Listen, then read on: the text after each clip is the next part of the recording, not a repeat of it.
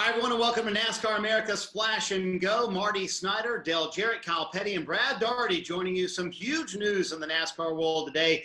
Michael Jordan now officially going to be a team owner in 2021 along with Denny Hamlin. So Hall of Famers always get the T-box first. I mean, DJ, this is massive news for the NASCAR world. How big is this for NASCAR moving forward to have Michael Jordan, one of the premier athletes in the world, now a team owner?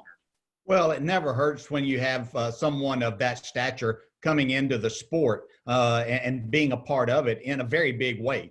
This isn't something that's going to be small for Michael Jordan. He does things and always has in a big way. And I think it's probably the right time for him to come in. And everything considered, it should be a shot in the arm, because more people are going to pay attention to see, what does Michael Jordan as an owner in NASCAR Cup Series, how does he make a difference there, and how does he go about finding a way to make his team successful? I look at this a little bit like going all the way back to 1991 when I got a call from Joe Gibbs that he was going to come into the sport and was looking to have a driver. And I think that a lot of people said, well, what does a football coach know about racing? Well, he was first to tell you he didn't know anything about it, but he learned the sport and he understands people. I think Michael Jordan's a lot like that. He's a businessman. He was a great athlete and a great basketball player,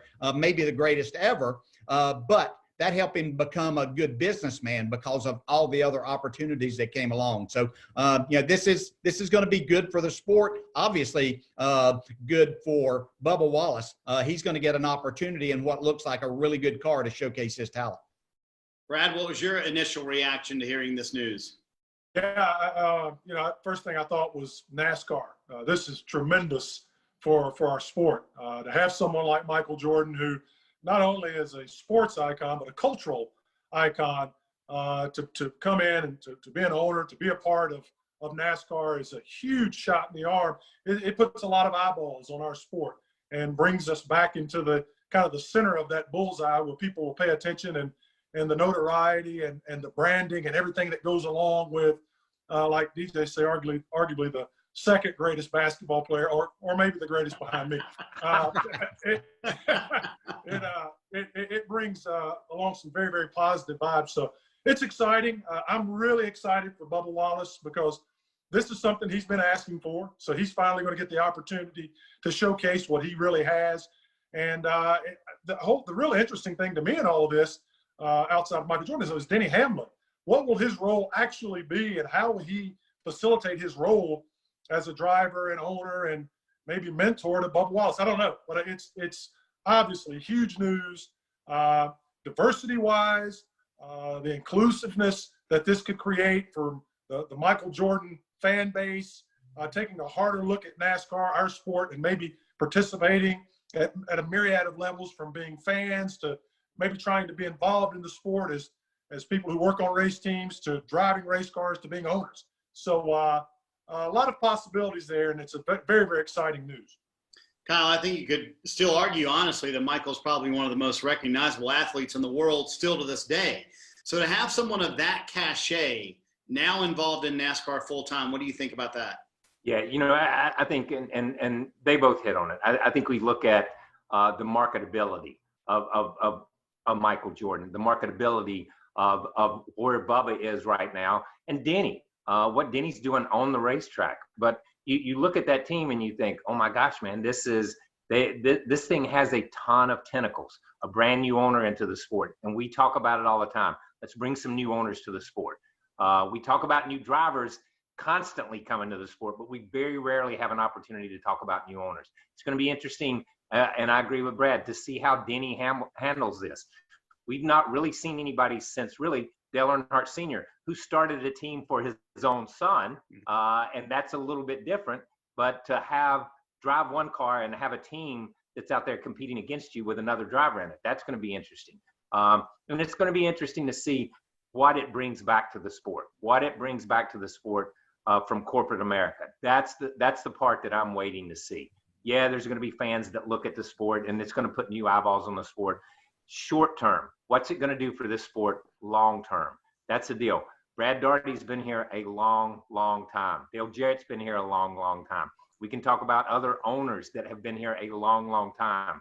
And we can also go back in history and talk about sports stars from other series who have come to this sport for a very short period of time. And it creates a ripple and it creates a little bit of a wave, but it doesn't create a tsunami. And I think it's going to be interesting to see the longevity of this team and where it goes long-term also. Short-term, it's great for the sport. Long-term, it can be one of a pinnacle moment in the sport if we look back on it, if they stay around long enough. You bring up his competitiveness, and you know that, Brad, firsthand. So he is coming from a sport where he's used to winning 60, 70% of the time as a player. Heck, even as an owner, they win 50% of the time. In NASCAR, you might win 5% of the time. So how is Michael Jordan going to be with that? Because he's not going to win very often. No, I was talking about this on the show a couple of weeks ago. This is 20 years ago, 25 years ago. I'm standing out in front of Sapco Racing, and Kyle is standing. I'm talking to Kyle. And Kyle had just run, well, he had won at Rockingham or something. He's always good at the Rockingham and Bristol. And we're chatting. I said, man, you're running great. And Kyle Petty looked at me. He says, you know what? You know what the difference is? He said, you get to win a lot. He says, I get to win just every once in a while. And that's really hard. And so that's going to be the thing for Michael, because I saw his comment that I'm here and I expect to win. Someone asked him his expectations. Well, so does Kevin Harvick, and so does Kyle Busch, and so does, a lot of people expect to run up front and to win. And you can't do that just with great equipment and a good driver. You have to have all of the pieces and parts, and those days have to be perfect. These guys like Dale Jarrett and Kyle Petty who win races, they'll tell you that amount, the excellence that it takes to sustain a day to win a race is not by luck, it's by design. And those growing pains it'll be fun to watch. And I look forward to trying to kick his butt on a weekly basis. Fun for who, Brad? I mean, that's what fun is to Kyle. I mean, fun for me because we're going to kick his butt every week. You're not going to rub it in via text message, are you, Brad? Oh, no, I'll do it face to face. Text message. Hey, Kyle, Brad brought it up, and it's a great point, and you know this better than anybody. From Denny's standpoint, you've owned a team and raced as well. How difficult is that going to be for Denny? Because right now, it all looks like it's going to be fun. But how difficult is it really to do that in practice? Okay, and I will say, and listen, Dale Jarrett did it in coming up through the ranks in the Xfinity, running his pet car, running the Busch Series car. It's tough. It's tough to look at those bills on a Monday morning after you run 32nd on a Sunday afternoon. It's tough to get in there and hire and fire people. It's tough to make those decisions. And it really is. And it takes away from your driving. Yeah, the last few years that I drove, I spent more time running Petty Enterprises than I did driving a car. And it took away from what I could do on the racetrack. It really did. It's going to be hard. It is going to be hard if he has a leadership role. If he has a leadership role, as long as he's in the seat, And I think that's the one thing we can talk this all we want to, but we don't know the extent that Denny will be in there on a day-to-day basis, in there on a Tuesday meeting or whatever that may be. We don't know that yet. And even with Michael, we don't know what Michael's going to do. How much is Michael going to be there? Are they just going to put people in place and step to the side? I don't know. I find it really interesting that we're sitting here talking about this team, and we've talked about Denny and Michael and have yet to talk about the driver. And the driver was the news for the majority of the year this year. The driver was the news of where society has changed, how society has changed, how we look at diversification, how we look at changing the sport. And we're not talking about the driver.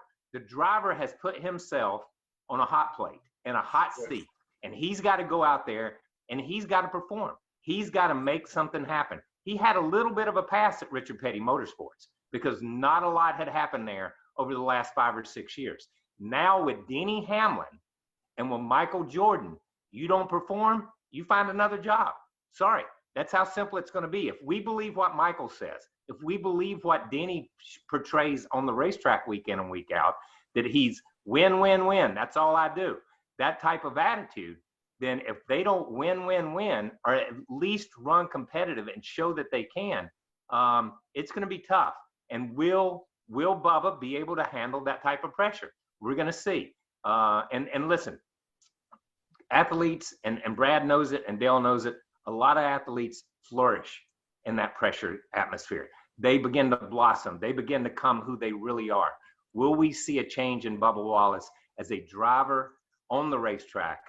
He's already become a little bit of a leader off the racetrack in a lot of ways. But will we see a change in him on the racetrack? And that's what is going to be interesting to follow next year also. Well, and that's a terrific point, and nobody knows better than you, Kyle. After all, he's driven for your dad the last several years. So, DJ, let's talk about it. What sort of pressure does this put Bubba Wallace in? And then is he ready for the spotlight to say, hey, you're on a team now that is expected to run up front? And by the way, it's a brand new race team. Yeah, I think that's the key, is understanding that it is new. And even though it may be associated with Joe Gibbs Racing, they might be getting, parts and pieces and information, it's still not going to be all of that. And so that's my concern, are the expectations now. Bubba's put himself in this, and he has said many times, I just need the equipment, and I feel like I can get the job done. I've had conversations with Bubba to where, he's a very confident young man in his abilities, and you have to have that, and you have to be all of that. But once the pressure is put there, you're squarely now, this isn't just saying, okay, it's not even like if he were going to a Joe Gibbs car. This is Michael Jordan that he's going to be under the microscope with all the time. A lot of stories are going to be led with not who won the race, but where did Bubba Wallace finish, and what did he do, and how are they improving? So I hope that he is ready for and can handle this pressure. I know he's tremendously talented,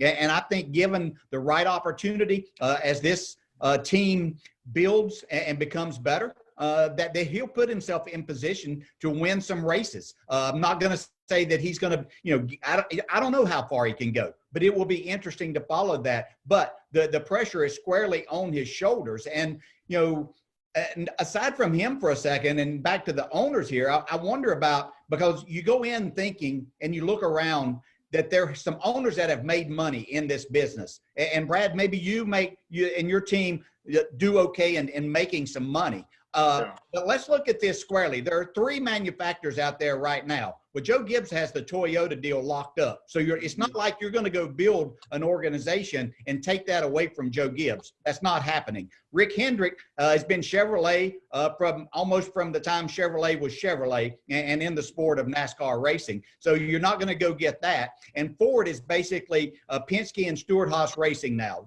So where are you going to go to try to expand this into the point that you can be in control of things? That's what Joe Gibbs found out that he needed to do to get away from Rick Hendrick, and actually went to Pontiac there for a while and went that route. And then this opportunity came to be the Toyota guys and be in charge of all of that. Everything Toyota basically goes through Joe Gibbs Racing. So it'd be interesting to see what kind of plan they have put together there and thinking what they might do. But there's going to be a lot of pressure. The eyes of the sport are going to be squarely on, and not just the sport, but of the world, especially in this time, as to what this driver and this owner can do in this situation.